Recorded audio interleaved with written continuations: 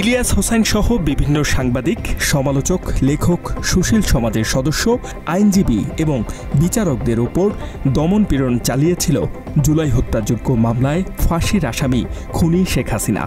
Politician and journalist Pinaki Bhattacharya, Shafiq Rahman, Ilias Hossain. সোমবার আন্তর্জাতিক অপরাধ ট্রাইব্যুনাল 1-এর বিচারপতি গোলাম মুর্তজা মজুমদারের নেতৃত্বাধীন 3 সদস্যের বিচারিক প্যানেলে হাসিনার রায় ঘোষণার সময় এ তথ্য উঠে আসে।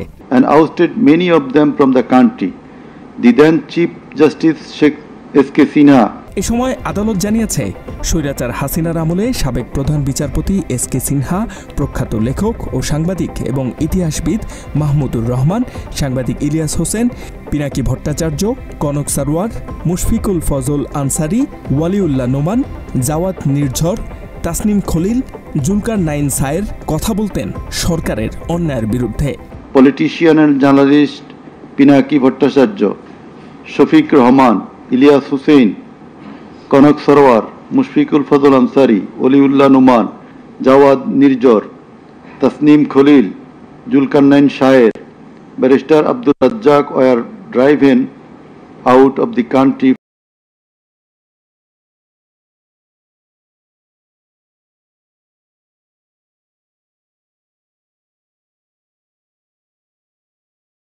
রাজ্জাক সহ বিভিন্ন রাজনৈতিক নেতারাও কথা বলতেন ফ্যাসিস্ট হাসিনার বিরুদ্ধে।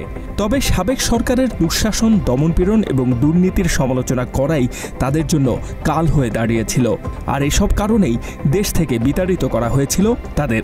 Barrister Abdur Razzak were driven out of the country for speaking the truth and criticizing the government's misrule, oppression and loopholes. মাত্র 30% টাকায় জমির মালিক হয়ে নতুন বাংলাদেশের গড়ে তোলার স্বপ্ন দেখা বাংলা বসতি।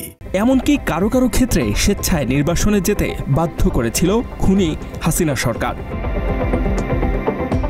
শুধু তাই নয়, একচেটিয়াভাবে বিচার বিভাগকে প্রভাবিত করার পাশাপাশি সংবাদপত্র এবং মত প্রকাশের স্বাধীনতাকে সীমাবদ্ধ করেছিল তারা। একইভাবে 2008 সালে ক্ষমতা আসার পর নির্যাতন, অপহরণ, হত্যা, মিথ্যা মামলা, কারারুদ্ধ করা, অন্তরীণ করা এবং জোরপূর্বক গুমের মতো একই কাজ করেছে অভিযুক্ত হাসিনার সরকার।